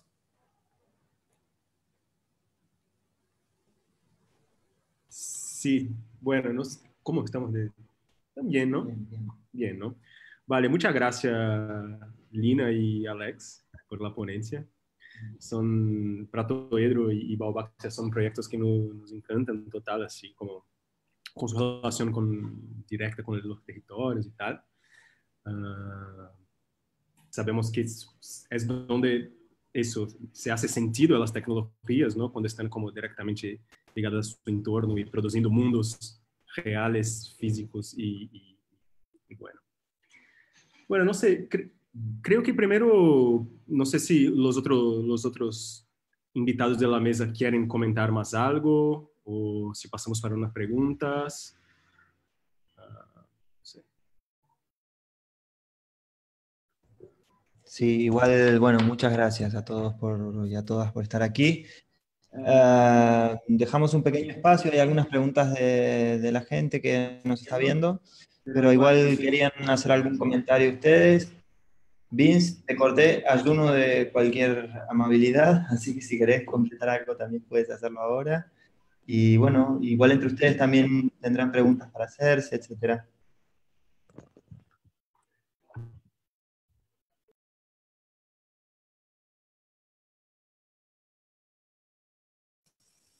Bom, eu estava falando sem olhar para o tempo. Então, roda livre.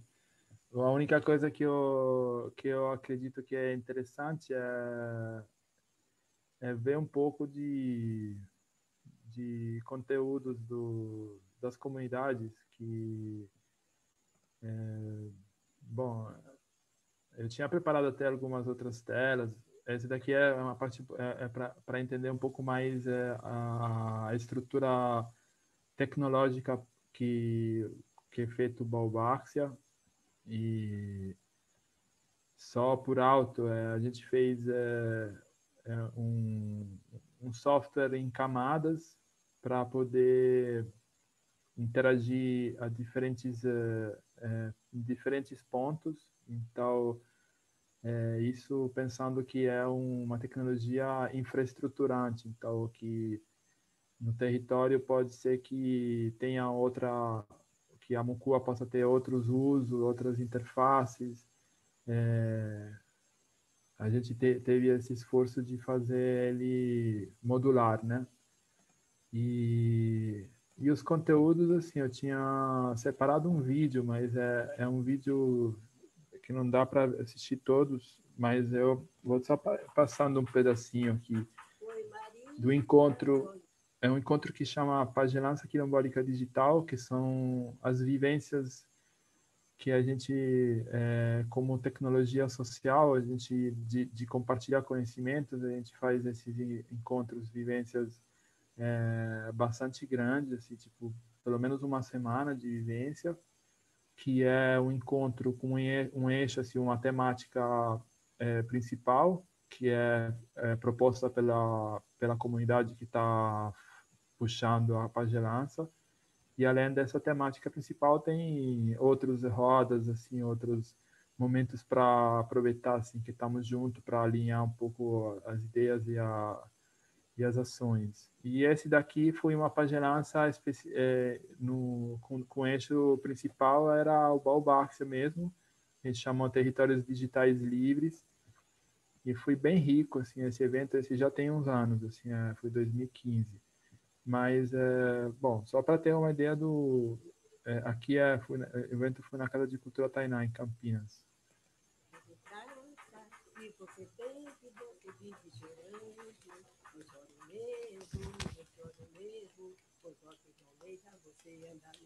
Cada vez que a gente vem no Tainá, a gente volta para casa completado. Eram tecnologias, né? Fazer um tambor é uma tecnologia. Tocar um tambor, também é uma tecnologia que não limita nessa alma, né?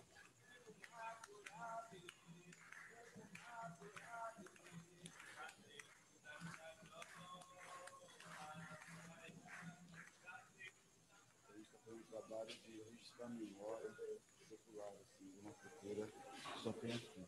Andar com tambor parecido com tambor de flor. Essa parte da nossa história, da nossa ancestralidade, ficou um pouquinho em cada porto.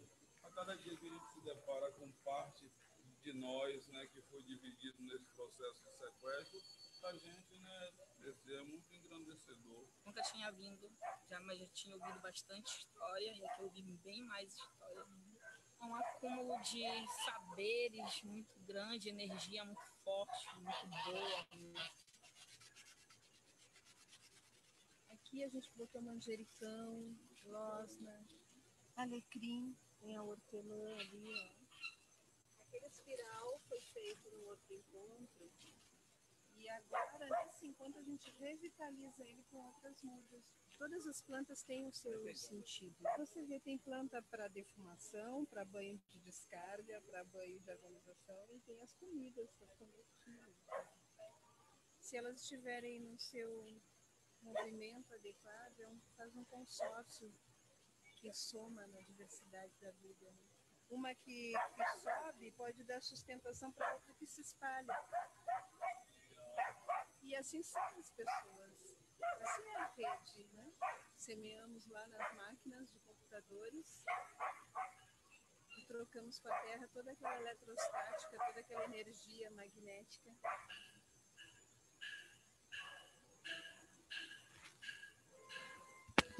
A questão de você ter uma rede de mundo que ela se liga nos lugares, ele nasce com um motivo, o Baobáxia. Ele tem uma proposta, assim, que é política também, que é espiritualizada também. Esse desafio da gente, ele está ligado a essa história, não a questão técnica. A gente vai poder estar trabalhando mais adiante aí nessa questão da identidade visual, dessa rua em determinada localidade, então, que aproxima muito mais a relação do menino que está lá em Santarém e o outro que está lá no Marajó. Ninguém vai ficar excluído, mas que esse grupo tem que estar próximo, que garante que Perdão. Vince. Me escuta? Isso que vai dar... Perdona, Vince, voy solo te interrumpir, perdona, para tener tiempo de hacer unas preguntas que están nos llegando aquí. ¿Todo bien? Sim, eu vou passar, não sei, Sí, ponemos... esse link, quem quer... Perfecto, perfecto, vale. Bueno, voy a lanzar una pregunta que nos llega aquí por el chat del Facebook para la mesa y quien quiere toma la palabra, que es así. ¿Cómo vosotros piensan que el hacktivismo puede colaborar con la construcción de redes de comunicación entre comunidades distantes que están enfrentando los mismos problemas durante la pandemia? Para além del ativismo local, ¿cómo podemos construir una gran red de aprendizado compartido, cuidado mútuo latinoamericana? ¿Existen iniciativas con este objetivo?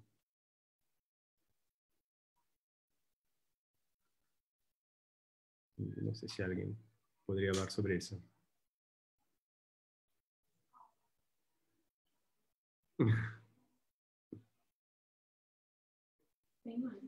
¿No? Bueno, pues el activismo en este momento y en todos los momentos es importante porque permite la diversidad, porque permite plataformas libres, abiertas y seguras, porque permite la realización y la construcción de redes más, digamos, más atadas a las necesidades reales de las personas y no impuestas. Y allí yo pienso que es importante darle, pues, por eso por un lado, y por otro lado, también por todo el conocimiento y la falta de conocimiento de información acerca de estas redes privativas, del manejo del megadata y de todas estas cuestiones. No sé si Alex quiera complementarme. No sé, digamos que este momento es bien complejo porque todas las limitaciones que hay por la pandemia y todas las vainas, pero digamos que ha habido, la experiencia que tuvimos con Cultura Viva Comunitaria fue bien interesante, que fue, digamos, una cosa que estoy dialogando a nivel latinoamericano muy, muy fuerte en un momento.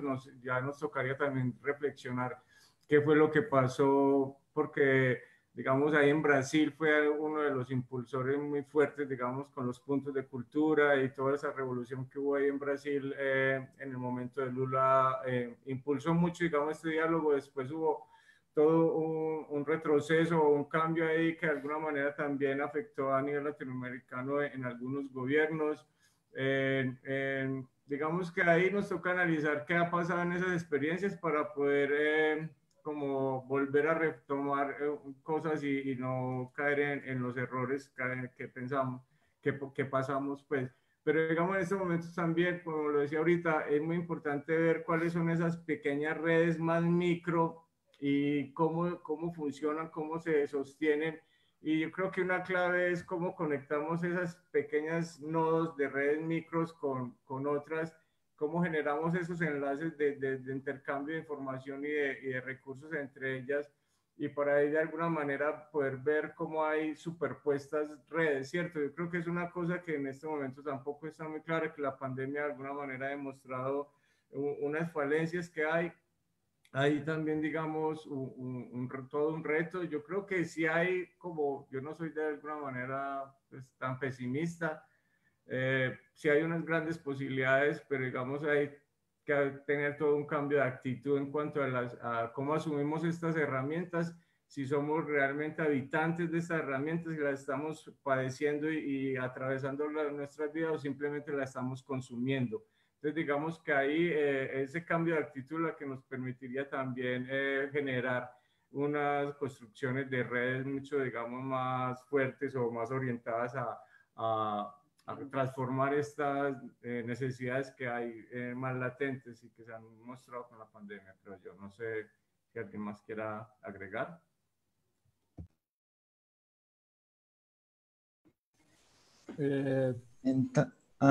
Una pregunta del público que quizás nos puede responder Alana, que está un poco involucrada en el ámbito universitario.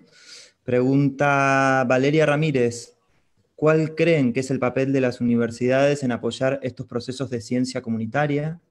¿Creen que desde ahí se ha de construir una ciencia comunitaria? ¿Ustedes han tenido experiencias con la academia donde se apoyen estos proyectos? No sé, algo para hablarnos en general de la relación entre ciencia, comunidad. Valéria, quien preguntó.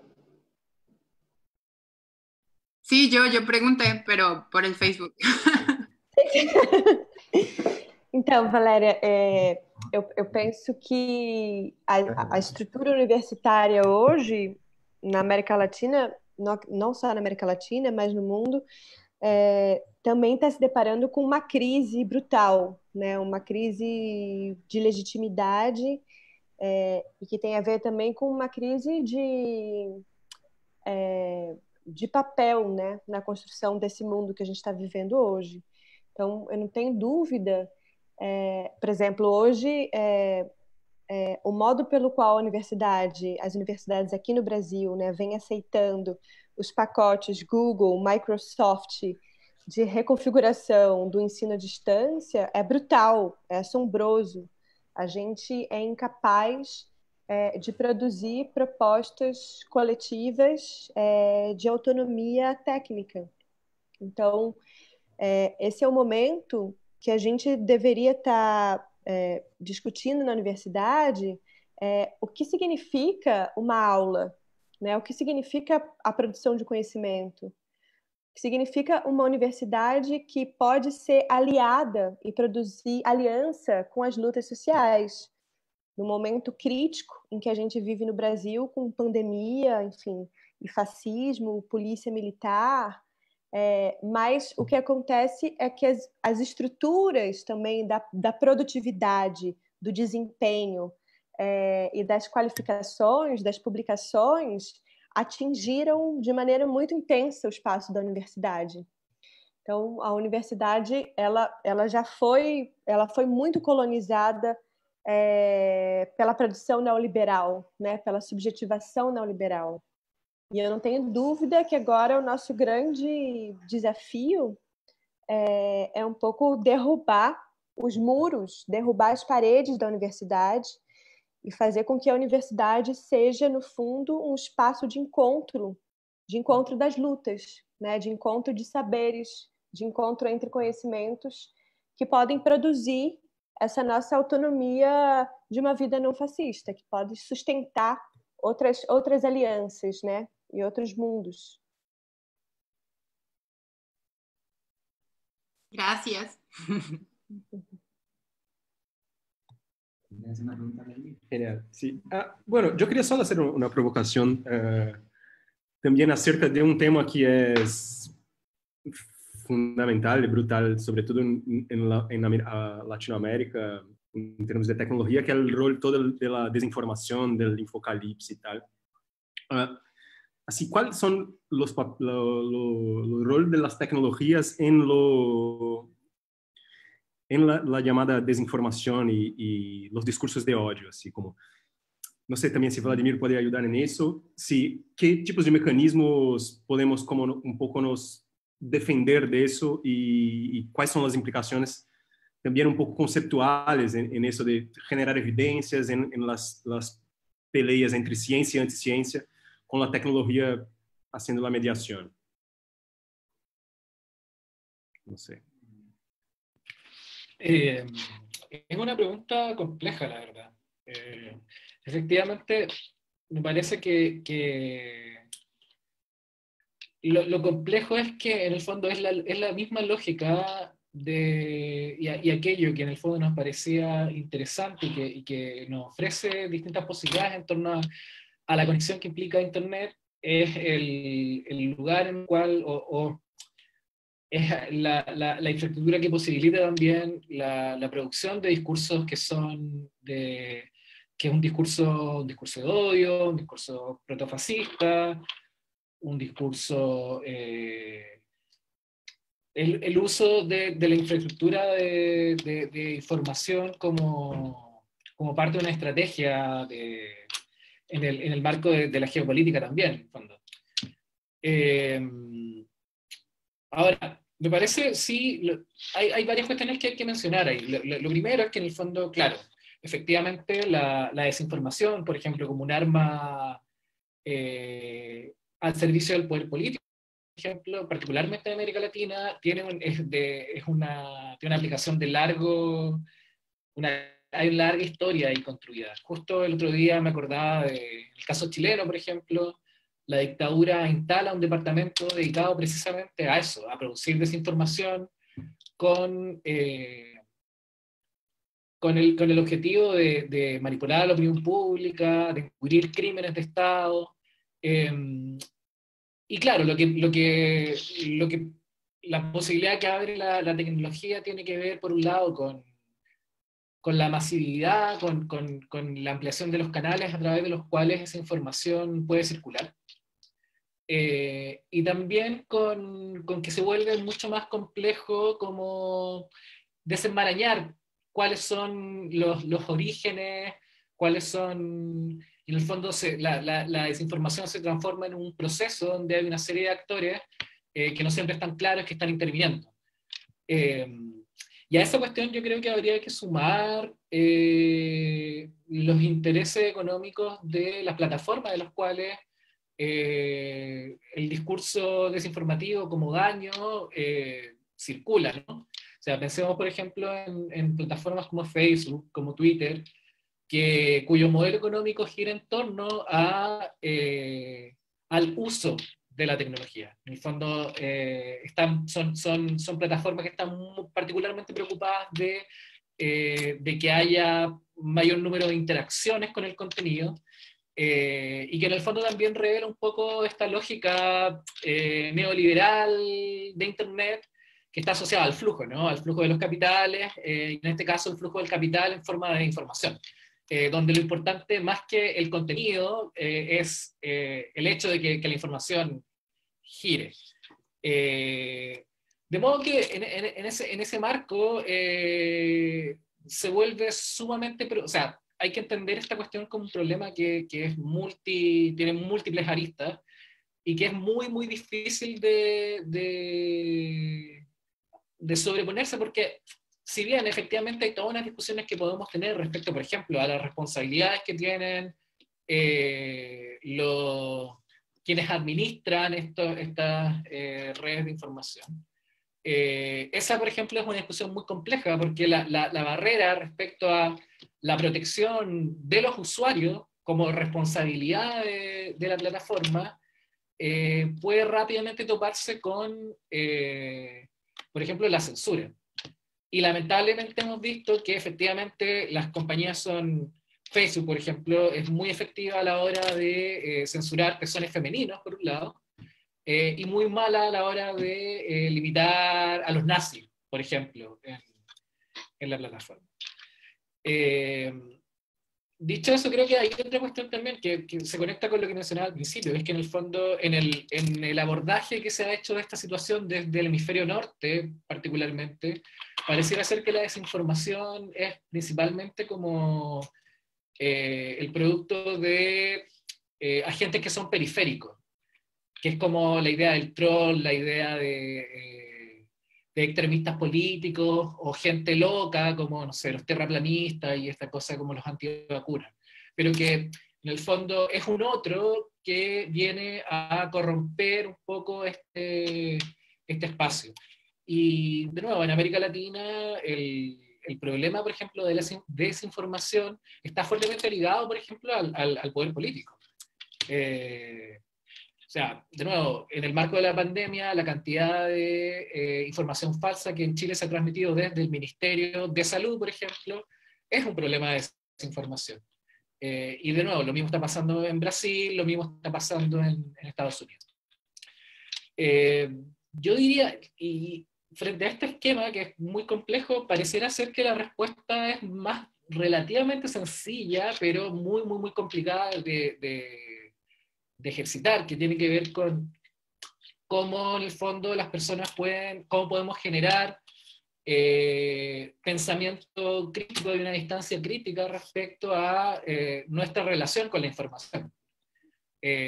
Pareciera ser que la respuesta va por ese lado, si me preguntan a mí. Ahora, ¿cómo hacer eso? ¿Cómo llevar esa cuestión a la práctica?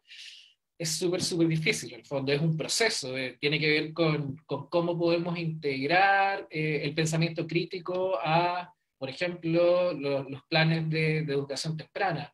Estoy pensando, y pienso como en una de las primeras preguntas que tenía que ver precisamente con cuál podría ser el rol que juega, por ejemplo, el hacktivismo en el marco de la pandemia. Y creo que que de alguna manera se conecta con eso también, ¿no? Con la posibilidad de pensar y repensar las lógicas, de repensar los contenidos, de generar una postura y un marco crítico en nuestra relación no solamente con la tecnología, sino en el fondo con todo, con la vida.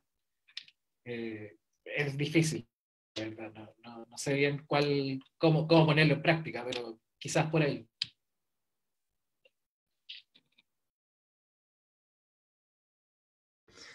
Bueno, muchas gracias Vladimir, gracias Vince, Alana, Lina, Alexander. Vamos a ir cerrando la mesa por hoy.